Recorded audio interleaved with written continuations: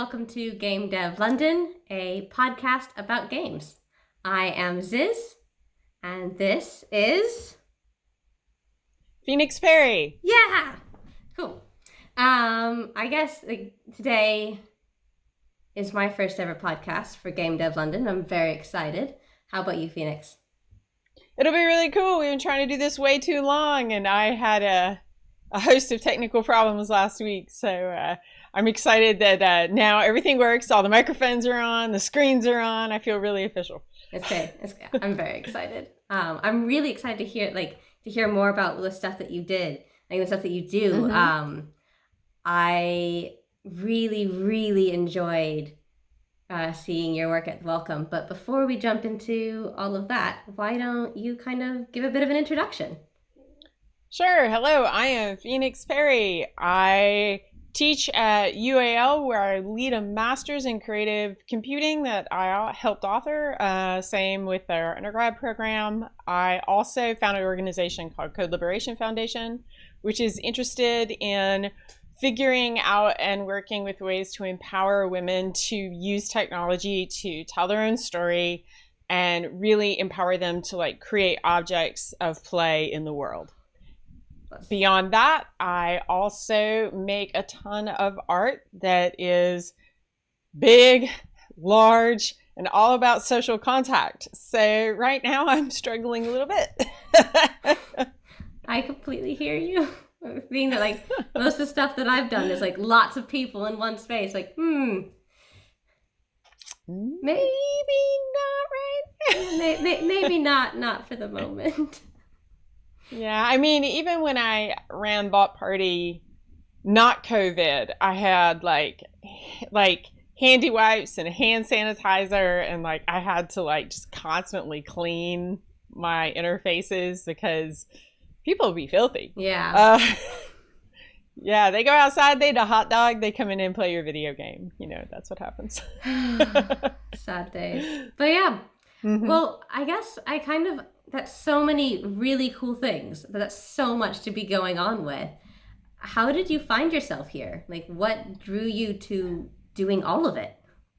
Well, I mean, I guess I'm going to tell you this because I've never really publicly talked about it, but I went to a conference, and it was one of my very first speaking of engagements ever. And I got sexually harassed at the conference. Oh no. And it really I'd done a lot at that point, a lot. I owned a gallery in New York. We had done tons of stuff. I had written academic papers, but I really had been very shy in the community about showing my work. And I kind of only shown it at weird art openings and stuff. In safe spaces. And I just sort of, I was like, whoa. And I sort of stepped back, and it took me about 2 years to speak again. Mm-hmm. And during those years I was teaching at NYU, and NYU is the school I always wanted to go to when I was a kid. I was like, I want to go here. I want to go to NYU. This is magic. Yeah. This looks like a Wonderville of Playtown. Sign me up. And I couldn't afford it as a kid. So I went to a state school and had to climb my way up. And then I found myself in a position where I had a contract from the school that I'd wanted to go to, but hadn't been able to afford. And all of a sudden I was teaching a bunch of rich kids.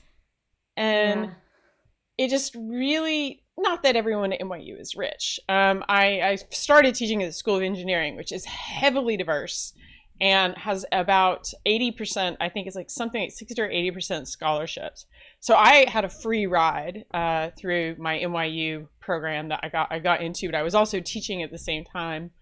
And it was an experience because I was like, wow, I'm trapped behind $100,000 a year paywall. And especially when I started teaching at ITP and Game Center, I just was very aware of the economic impact. And it was before Gamergate. It was really early on. It was early days. And there were no women around me. And I had done a lot in my career and gotten pretty far. And a lot of men around me, like Luc Dubois, Frank Lance, they'd all been really supportive and wonderful, right? But I had that experience at the conferences, I'd started peeping my head out into the conference world. And every one I went to, like I had one story where a guy told me about his wife that and then told me he wanted to have sex with me while choking me. And this was like at a bar. I was like, you're the organizer of this conference. I met you an hour ago. And I was just like, wow, this industry is effed up, because like it allowed me to escape like growing up as like a lower class kid, but like I don't think, I was like, man, I'm so lucky to be here. I should do something about the privilege I do have and the education I have managed to get to myself, situate myself to like be able to access, particularly once I got into NYU to do my master's in engineering. And I was like, you know what, I'm gonna open source this. I'm gonna teach for free because it felt right. Yeah. And I was like, I'm gonna teach women who are like me, who want to learn to code, but want to be in a space where some dude doesn't, bang on your hotel door in the middle of the night. Some dude doesn't like tell you he wants to choke you out. I was like, I'm done. I'm done with these conferences. I want a safe space. I want a space where women can be and like hang out and feel safe, and where we can make technology together and talk about issues in tech and culture that bother us, issues in games and games cultures that really bother us. And also learn to code in a place where some dude isn't going to be like, don't you know, blah, blah, blah, Seriously, that bro can just like walk off a bridge. And I was just really ready for a safe space, so I made one. And I had no idea that what was going to happen with that organization or the women who participated in it was going to happen. It was just me and my mates. And it still is, to large part, just me and my friends. And I've not been teaching as much that way. The last years, I've had a lot in my life going on, but we are about to launch a huge 4-week, 16 hours of content on Future Learn for our first online course. And it's free for the first year, and I'm very excited about that. That's amazing. So people, yeah, I know. I want to open a Slack or a Discord for it. I need to make up my mind which. And make it so, if you want to be able to make games and you want to not have to watch a bunch of YouTube tutorials by bros, there's a place you can go for that. I mean, I'm going to sign up because that's kind of what I need right now, too. Oh. You're like, Google Blender tutorial, Bezier curves, 90 tutorials, all young boys between 16 and 25. And you're like, man, okay. I'll listen to this 16-year-old explain life skills to me. I think given the two options you've just put in front of me, I know which one I'm going to pick, and it's not the 92 videos having to troll through them. But, it's been kind of an experience, and my experience of kind of being a self-taught game dev has really kind of motivated me to start making more online content. So it took about a year to make that much online content with my team. It was an effort. I'm super grateful. UAL paid for it, which, thank you. And I'm really pleased they did, because it cost a lot of money to produce that much content professionally, it turns out. So yeah, and I ended up at UAL just because I had a friend who worked there, and one thing led to another. You know how that always happens. Yeah. So that's how I ended up doing all these things. For me, it doesn't feel like so much. I wish I had more time for CodeLib and more time for my art practice. I have a job that I have to make money at, but we get to all eat, and I like teaching, and people, helping people feels good. So it's better than like schlucking into work at Google or something. But, working Google's also okay. That's fine. I'm just glad I don't have to do it right now. So, like, that's just, I guess, kind of a lot to... I can see, like, why that drove you to make the stuff that you do. And I'm so excited with this project that you're building. Yeah, thanks. Is it also... Because, like, all of your art, you said, is about, like, bringing people together and having that kind of, like... For me, is a really tactile experience. like being in like Yep. and for me it was being in a really warm, safe space with like beautiful, colorful clouds and lovely sounds. Is that Mhm. also part of what's kind of fed into your practice? Yeah, very much so. Like I got really tired of being in game worlds that were super aggressive Mm. and hostile and intense, and I personally don't like playing those kinds of games, and I kept finding myself in like weird wormholes where I would like dive down into a narrative text adventure made in twine for 7 hours, and I'm like, whoa, what have I done? But I just didn't play regular video games, and I didn't feel a calling to that, and I just wanted to make games that gave people other opportunities to maybe not exist in that space that's super like shoot you in the face, bro. Um,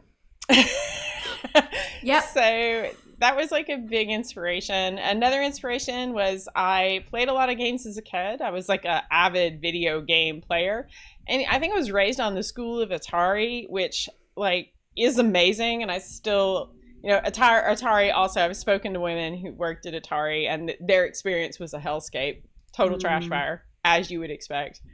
But apparently they had a group of badass women inside Atari, which is, good to know about. Yes. um, that said, I think Atari had it right. Like, I think their approach to technology, they were really a fearful company, but that approach of like these very like almost wholesome, like gentle, fun games that didn't have they, but almost by necessity, were not ridiculous. And I like DT. People bag on that game, but I loved it. I played it for hours. I get stuck in that hole and I'm like do do do do do do do do do do do do. And I've always found experiences like this just like really enjoyable.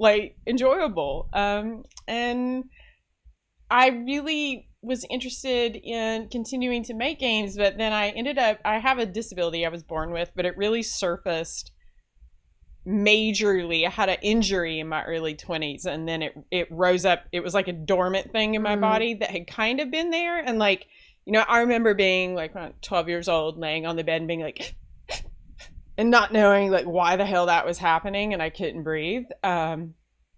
But like other than like weird experiences that were happening like here and there, it took my body getting like a kind of trauma. Like I ended up with a really bad case of carpal tunnel from coding for years, and then it surfaced and it came out, and I couldn't play video games anymore. Oh. I still can't hold a controller. Like I was so excited for Animal Crossing. I'm like, yeah, maybe this one will work. I buy it and I'm like, Oh no. So I've not been able to play Animal Crossing. That controller's mad inaccessible. Mm. And I just wanted to make games that you didn't have to hold a controller for. I wanted to make games that were embodied lived experiences in the world that let people experience their bodies and the encounters they have with other people in spaces that don't involve tons of alcohol and tons of stress. And we just don't have enough opportunities for like ludic, playful spaces in culture. And I think fine art does that, but it never does it in a way that people feel like, art can feel really challenging. I really like Oliver Eliasson because he manages to create these kinds of safe spaces every now and again, but very few artists do. And I was like, I want like a safe, chill, beautiful environment where people hang out and like cuddle and chat. And I'm into that. So I've made a bunch of that kind of thing, and it's what I'm probably going to continue making because I find people coming in and spending, an hour on the floor staring at the ceiling is not the kind of behavior they're normally allowed to have in public. And I really like empowering that. I guess, can you describe your favorite work for people who haven't ever seen one of the things that you've made? Oh, okay. I mean, I think my favorite thing is First Daydream right now, Same. which is amazing. I loved it so much. It has been a really long process, and I really want anyone out here who funds women in games to hear me right now. Fund projects for the duration. because iteration is really important. And this game has had different support levels at different points in time. So like it originally got supported with Harvestworks, and I knew I wanted to build a big interactive forest. And we prototyped out one tree and like one hangy star cloud thing. And I made this project with Adele Lynn and Fede Fache, and also now Robin Baumgarten has joined, and Ben Kelly, who did the audio. And Adele and I, we knew we wanted to create this social space, and her work is also a lot about creating the same kind of space as mine work is about. So we got like a little small chunk, I think it was like $3,000 or $5,000 from Harvestworks, and I gave the like easily the most pompous presentation ever. Bless them. And you know, I showed one half-ass made tree. And I was like, here's my half-ass made tree, barely works. Woohoo! So the tree, but I really love the form of it, but we hadn't got the top right. I'd used like, there was one tree at Welcome that had this. It was clear and you could see into it. That was my favorite tree. It looked like that. I was always so excited when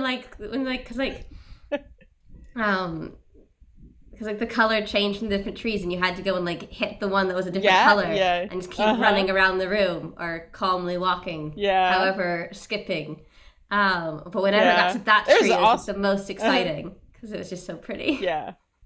Yeah, that one is like, it is really pretty, but it's hard to convey information with. Yeah, I can see that. So you notice how like we use some of the white triangles on it still, and that was because the clear see-through triangles, unless it's pitch black dark, you really can't see. Oh. And then and the music I used for it first, like my friend David Last made, and David's an amazing musician, but he's also like a dance floor, like he's one of those dance floor killers. Like, you know, it's just like you throw him on if you want people on the dance floor. And it was the wrong vibe because it was a lot of like thumpa thumpa thumpa. So that's not what I remember. I remember walking into like it was a dark not room like that anymore. With colorful like floating clouds that were changing colors. Totally. Really like relaxing music. There were like kids with these like foam circle things. Yeah. And, like tossing them back and forth and like sitting on them. It almost felt too playful. Like I was like, oh, because like, there was the kids there. I was like, oh, am I allowed to play? Like I don't. Of course. Like, but it was, and like there's like lots of like, just like colorful changing lights with all these little trees around, like things to press. I know, it just took iteration. We showed it again. Thorsten from Amaze gave me some support. He spent some money. He paid for a lot of the materials. So I'm still like the dome. That Thorsten bought that essentially because he paid us an artist fee. So a lot of the money that got sunk into Forest Daydream is thanks via Thorsten and Amaze. Which thank you, Thorsten. Thanks for that. It was just so cool to see. But Thorsten moved us outside at the 9th hour. And I had not planned for that. So I had originally put Forest Daydream was made with all capacitive touch. And none of it worked because outside, guess what happens to capacitive sensors? Moisture in the air. So they kind of work first thing in the morning, but like evening, gone. So like nothing worked by the time anybody showed up. Everything was dead, and it was super stressful. So so stressful. Yeah, so super stressful. So it got boxed in my attic for 5 years while I've tried to find another place with enough space to let me iterate it. And then thanks to Holly Gramazio, who also has just hooked me up throughout my career, and I'm so thankful for her. But Holly suggested me to the Welcome Collection for that show, and Welcome contacted me, and they had a bit of a budget. And I was like, you know what I'm gonna do? And they're like, how much space do you need? And I'm like, a lot of space, as much as possible. The bigger, the better. I can fill it. I promise. Exactly. So they gave me that giant big black box, and I was like, and they had a professional lighting rig up top and a professional sound system, which made all the difference in the world. And then I realized I was like, look, I'm going to need some help if I'm going to pull this off in 2 weeks. 2 weeks? And I was like, okay, okay. 2 weeks? Yeah, totally. Oh my gosh, what?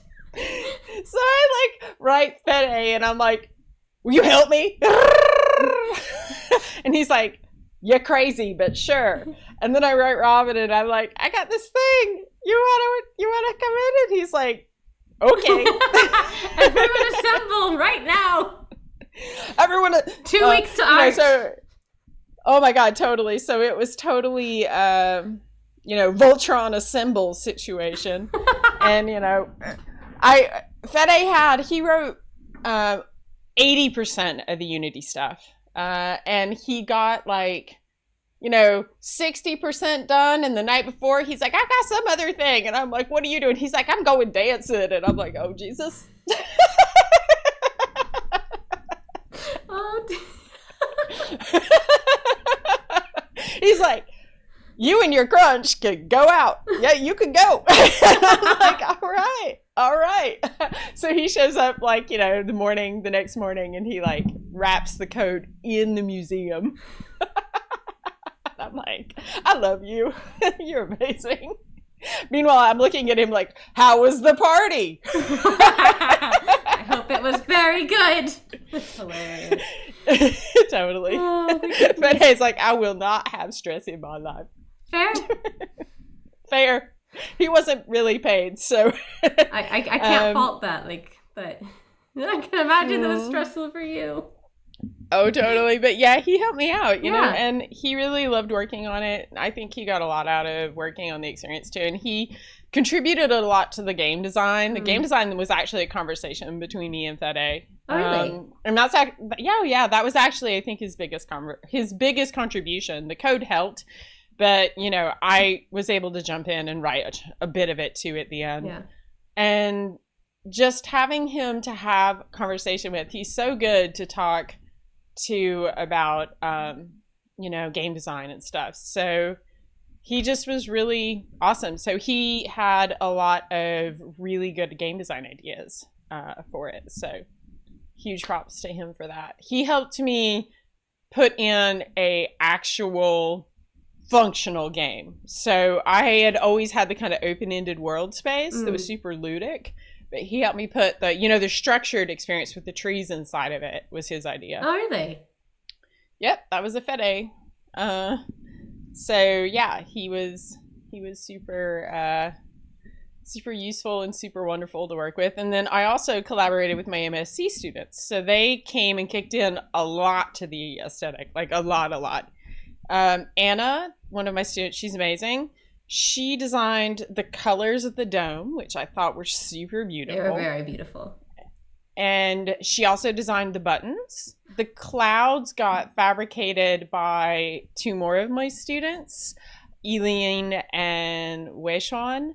They worked on those, which was great. Mark is another one of my students, and Stuart and Alexi, and so many of them. Moritz, they all just stayed there. They worked and worked. Shaosong also they just worked for hours, and it was amazing stuff. And yeah, they just figured it out. The trees were made by two more of my students, 2 to 3, depending on on how it went. But it was Xiaojia and Chong, and then trying to remember who else worked on them. So many people. I know Anna worked on them, and then I'm forgetting a student's name, and it's really upsetting me. Lynn worked on them. So many people. It's not Lynn. Oh geez, I always forget her name because it rhymes with I'm a terrible human being. Lao, is it Lao? It's not Lao. It's because she nicknames it, and I see her full name, and I try and remember her nickname. It's like you, the way you also nickname. Yes. I had to ask Fede why your Discord name was that today. I was like, Fede, why? Well, it's for me. I don't like most of the other versions of Elizabeth.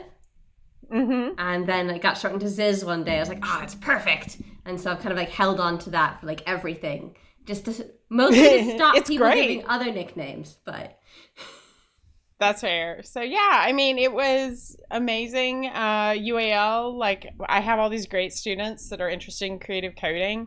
They helped tons. Mark really did an incredible job with the Arduino code. He and Stu stayed up all night working on the radios. Like, I mean, I couldn't have pulled that off that fast on my own. There is just no way. Is there? And then Ben Kelly did them amazing audio. I remember you mentioning that there was like, because when I was there, you were like documenting it. Is there lots of documentation of what it looked like? Like if someone wanted to kind of like take a peek? Tons and tons. Oh, sure. Give me a hot sec. Keep talking to me and I'll make that happen in the background while we chat. How about that? Well, we can get it. We can put that in later because we can send it to Stuart and he can kind of like cut it into what we were already talking about when we discussed it. Yeah. We can do that for sure. Awesome. I haven't the video hasn't come back yet because I have we have someone working on it and I got really heartbroken because I really want an interview with Ben Kelly because he's amazing, right? Like that guy is amazing. And I wanted to make sure we got a chance to interview him because he contributed so much. But it is definitely not a possible thing right now. to do. Yeah. So, well, that's a thing. So I'm going to do something really quick whoops, that didn't happen. You didn't see that. I'm going to attempt to show you this. So this is some of the documentation that we have. It's so you can cool. kind of get a sense. Yeah. It was so much fun being in that space. It just really had a presence, and I loved the cushions. They were idea that I had kind of from another thing that I'd worked on, and I was like, I want something that they can just stack and build and throw and toss and roll around on, and they were really awesome, and the kids loved them, and they proved immensely popular with the children. As you can see, they configure, every configuration happened, and then people just laid in the space and cuddled, which I thought was amazing. That was so good. Yeah, and kids. I remember the wrestling. It became happened at one point. It was like the strangest wrestling ring I have ever seen. That also tracks. Yeah, there were moments it was like this, and there were moments of just sheer manic wildness, and unbridled child delight. Which I would say was, it was an experience to build something that is this, like, I don't know, tactile and also child trap. Yeah. Just a giant child trap. I remember watching, there was this little boy just running around trying to get everyone else to play the game with the trees. And just with, like, whenever a new kid showed up, he'd, like, go, come on, you have to, like, do this. And they'd have no idea who, like, they had never met. And it was just, like, really cute to see them, like, on, like, the different sides of the room going, oh, look, that one's pink. Go and get it. Yeah, and you know what else was really cool is that design patterns emerged, and many folk games emerged at the beginning of each day, and they persisted throughout the whole day. Really? Can you tell me more about them? Day one, it was only up for 2 days, which seems wrong and heartbreaking in my mind, because it should have been up for a month. But was the leapfrog game. So the first day that I don't think you were there, it was all about leaping. All the cushions, the floor was lava. It was the floor was lava day, and they just spread the cushions out further and further, trying to avoid the floor. This went on all day, 4 hours. The next day. Yeah, the next day was the stacking, wrestling, throwing, riding, hopping, pulling day. Okay. So that was the day you saw where there was just like wild amounts of cushion rolling. Like there was a lot of like, they would roll the cushions. Like cheese rolling, but in this little this dome of light. Yeah, totally. Cheese rolling in a dome of light is about accurate. And there was also they'd stack them up and then dive onto the floor, which I was worried the first few times. and adults used them like head cushions. I gotta say, we got those cushions out of Welcome Collection, and I actually think they should be hosed with fire. I mean, I definitely saw a couple of kids gnawing on them, so I probably wouldn't. There were so many gnaw bites. Like, I hadn't seen that during the installation. It was a non-toxic. I made sure to get like really non-toxic, eco-friendly foam. I paid more for it to be able to, throw it out and like it'll biodegrade and it's not shitty. Yeah. The gnaw marks totally threw me. I was like, well, this is the first time they've tried to eat the installation. And it's not even like something standard edible. Like it's foam. Foam. I'm gonna. I wonder if the color did something, because you know how they were so I could see it's like that, like that floral foam spongy, that you kind of want to like squish. Yeah. Oh man.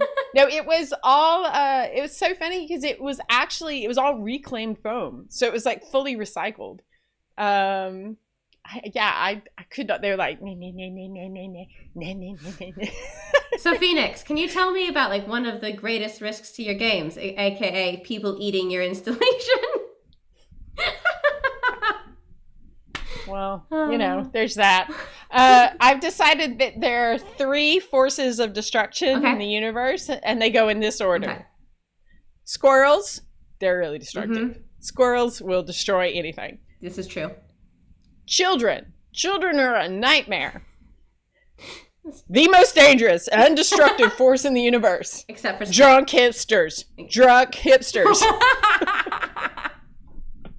Okay, yeah. So I have to design for all 3 of these use cases, depending on what I'm making and where. Okay, fair. So I was gonna say, how many games have you made for squirrels? But I guess if it's outdoors, you basically have made it for squirrels. Yes, I've made it for squirrels. There's nobody there. You come in, a piece of your art smells like squirrel pee. You know why. Has this actually happened? Yes! My life. So things of making. So, and then children will, the LED strip that went around the dome. Mm-hmm. I saw a little baby crawl over. Just take the strip, pull it out, and go, and I'm like, ah! No! I'm like, I had no idea you could remove the strip, you toddler. So, this kid tries to stick this, like, unshielded LED strip in his mouth. I mean, he wouldn't have been that hurt. Like, even if he had done it, it would have been like a light... it's very low voltage, but still, do not put.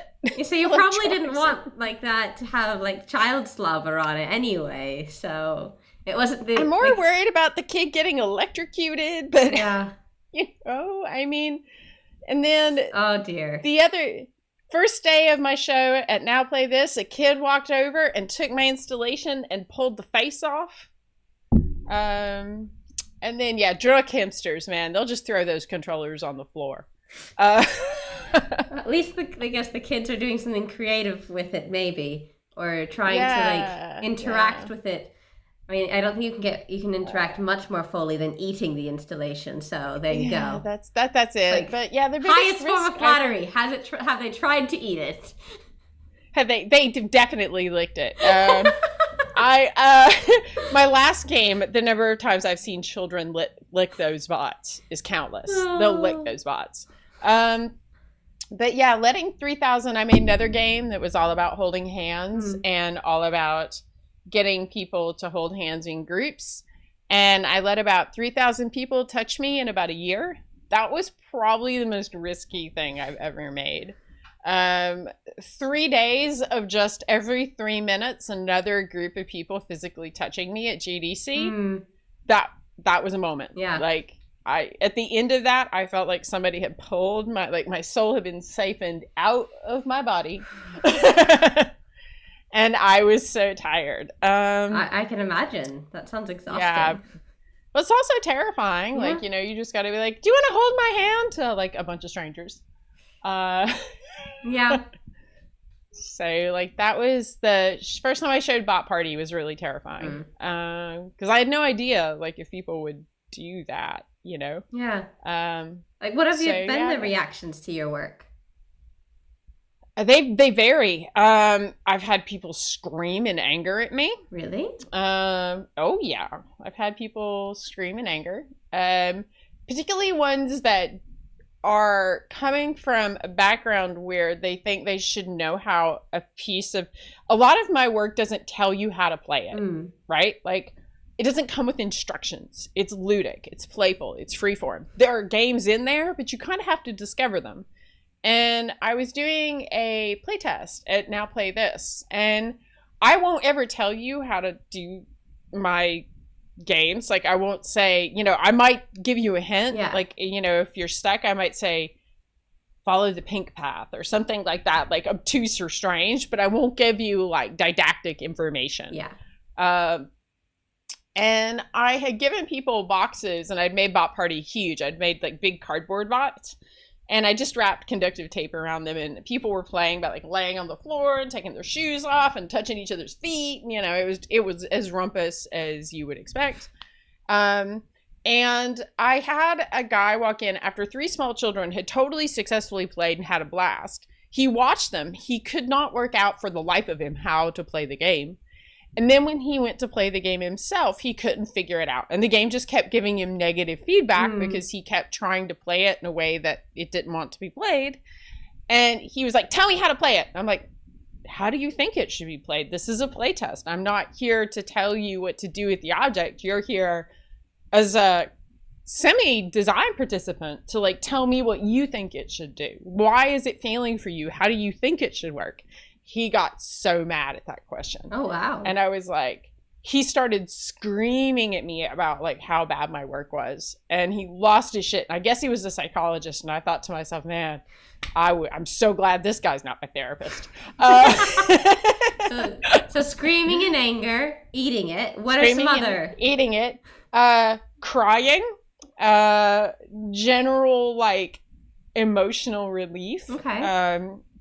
I had someone play my games once, and it was clear to me he had not been physically touched in a long time. And the emotional outpouring I got from that one player was, I mean, there were no words there, but it was palatable. It was like powerful. And he played it like 7 or 8 times throughout the day. And I just thought to myself, this guy needs a hug. And it was, you know, it was really amazing for him to have permission to express that need we all have for physical contact, but in a safe space where it wasn't sexualized, it wasn't dangerous. He could just touch somebody on the arm, and that was all right. You know, it was encouraged. It was what the game wanted them to do. And that was a really powerful moment for me. And he got kind of choked up a couple times, and I could see it, you know, and that like was another one. Another experience I had was with like a child, and she loved it. And it was because her parents played the game by kissing her repeatedly. And she came back, she made them bring her back the second day because these reserved British parents were just lavishing their little British kid with affection. And she's like, oh, this is the best thing in the world. Oh, that's so cute. And she was like, your game is my favorite game. And I'm like, oh, yeah. I made this for this kid. And, you know, I'm sure parents give her tons of love every day, but just the compressed over 100 kisses in 3 minutes was exactly what this kid wanted. That's so adorable. So that was super adorable. I had a group of gay boys play by making out. That made my whole week.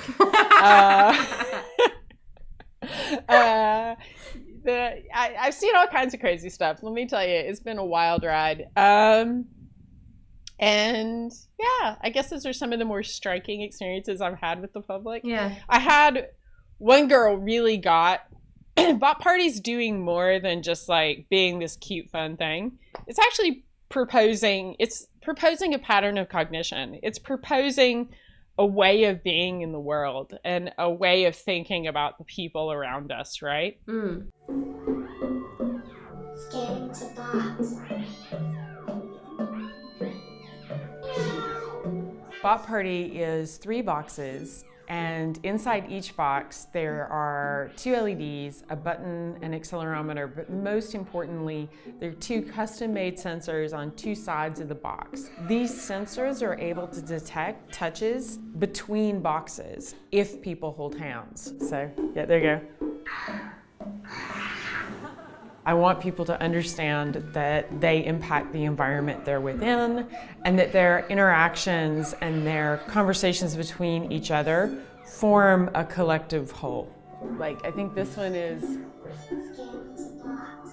there's a great deal of social phobia that people have, particularly around touching each other or hugging each other or just being warm and friendly. I believe games can tell stories and empower people in really meaningful and interactive ways. Games should really expand how we think and how we see our world and give us opportunities to do things that we can't do safely in normal life. And it's proposing a very like safe, trusting experience. And I think that's really radical in a space where everything is so hostile and so toxic. And I think that, you know, this one girl, she totally got it. She was like, oh, I see what you're doing here. She's like, this is amazing. And I was like, yeah, not everybody gets it. Like, not everybody gets how powerful something like this is in like really changing how people think about what play can be, what a game can be, right? Yeah. So I really appreciated that. And she started being like, she's like, you read a lot of these kinds of feminists, and she's like, you're into this kind of thing. And I was like, yep. Ding, ding, ding, 5 points to you. So, you know, I'm proposing a kind of embodiment that is very different than the kind of embodiment we've seen in games until right now. So can you because I've never experienced Bot Party. Oh, you've never experienced Bot Party? No, can you tell me it's like adorable. What if I was there, what would happen? Well, it depends. I'm going to give you 2 options. Do you want to play? What did I call the first one? I think I just called it free play mode or Little Secret Ciphers. Okay. Which one do you want to play? I like the name Little Secret Ciphers.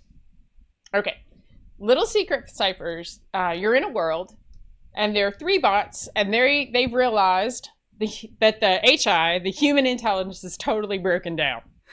And it no longer works. So they have dressed up like humans to try and convince you to learn how to communicate again.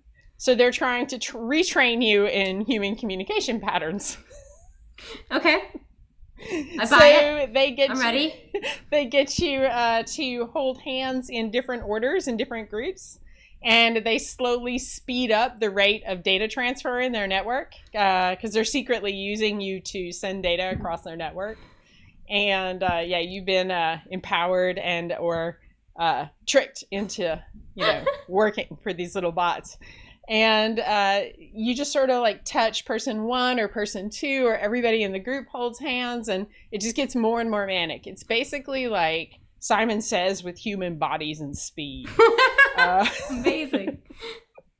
So yeah, it's pretty ridiculous. We called it Touch Revolution when Charlie Ann Page and I made it together. And she and I were thinking, like, what are we going to call this game? And Charlie's like, well, it's kind of like Dance Revolution, but it's like Touch Revolution. I'm like, shut up.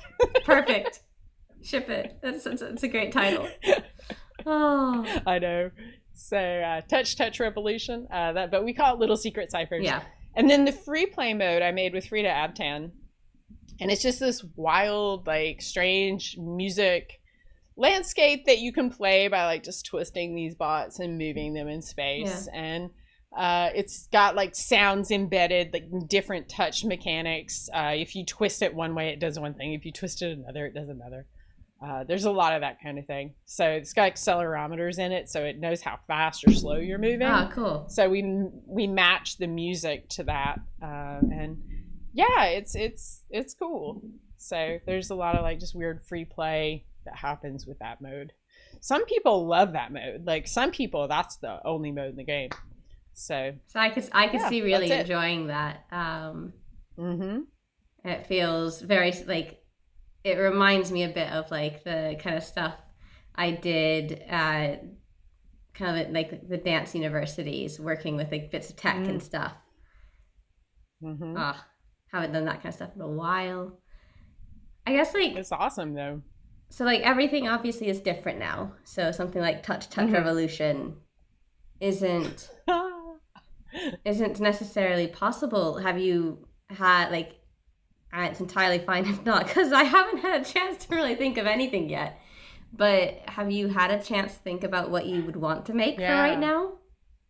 Yeah, I mean, it's a moment. Yeah. Like, it's definitely a moment. I think maybe the kind of work I'm making is more important, not less. Yeah. Because people are going to be worse about human contact. It's going to become more dramatically segregated, right?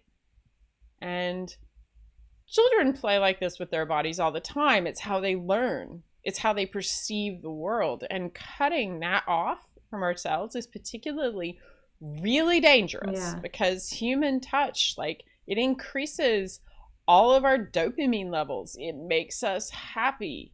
It is the like cue to positive human interaction and behavior. So like, if we strip that out of our society, we're going to be in a really uncharted territory. And I just have to think that, you know, I don't know. I mean, it's going to be really, I wouldn't run Bot Party right now if you paid me $1 million, you know? Forest Daydream, I think, it's open enough people could social distance in it easily. Like if you had, ignoring funding, let's put that to the side for the moment.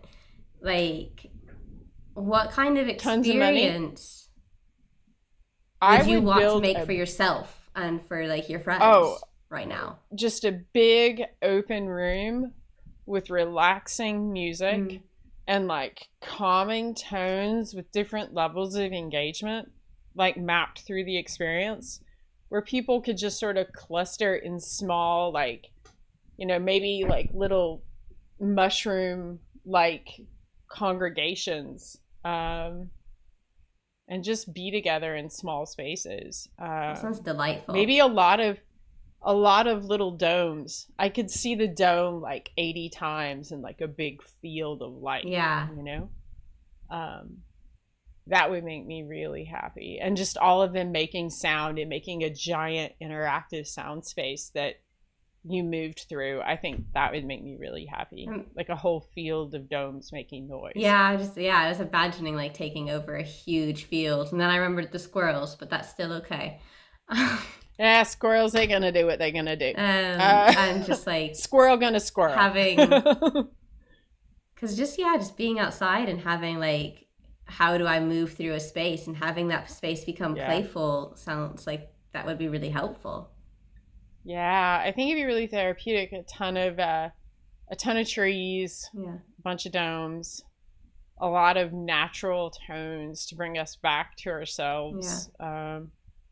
We need, like, you know, ways to be in space with each other now, and like we need to rebuild that trust. So I would try and make it so you could totally socially distance in it, but also make it so like you can have an experience with people still.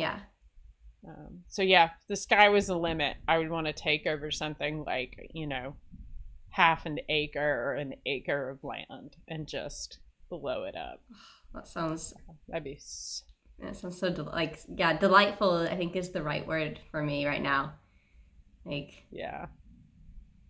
that'd be so awesome. Let people camp there for a few days and just like bring themselves back to themselves. I'd be into that.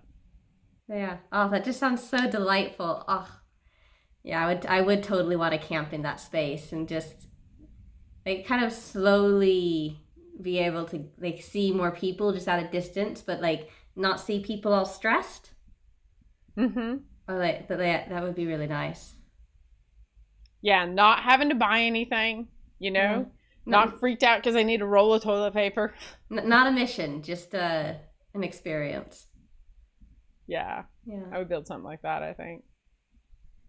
I guess I kind of just want to, like, that seems like a really nice place to leave it at, but I've gone through most of the questions that I wanted to talk about. Is there anything else that you wanted, like, that you would love to be able to talk about? I mean, we can always have another one of these chat sessions. I mean, my hope is at some point you can teach me how to make the things that you make. Easy. I'd love to do that. That'd be super fun. Oh, you missed a cameo. There was a cameo in the room. Oh no! Cameo times. I can still see the dome. Oh, you can still just see the dome? Hold on. How about now? Still the dome. Still the dome. Oh no, let me I'll give you, yeah, okay. Maybe cameos I don't later. understand. Cameos later. Yeah, apparently it's all just the dome. All right. Well, on the note of the dome being the dome, I guess oh, this is so cute. I have to fix it for you. I can't leave your day on this kind of situation. So let's just go for, let's try this. Anything? Okay. No, not even a dome. How about this? All right, are you back? Still the dome. Still the dome. Well, let's sign off, and then we'll fix the cat situation. That sounds good.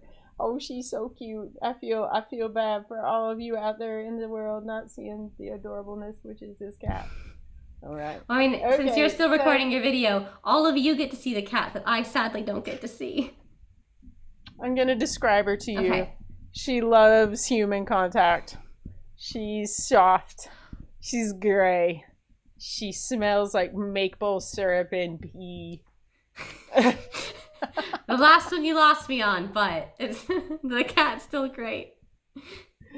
She's got that odor of, like, you know, that cats have. It's like half feral animal body smell and half sweetness, like Aww. Baby head. Yeah, she's half and half. She's also old. Aww. She's very, very old. All right. But yeah, I think that's us for today. I've really enjoyed chatting to you about this, and I can't wait to chat to you more in the future and hopefully learn how to make these things. That'd be super fun, and I'm down to teach you. Great. But yeah, well, until next time, this has been Game Dev London. I'm Ziz, and I'm Phoenix Perry. Yay! All right. Bye.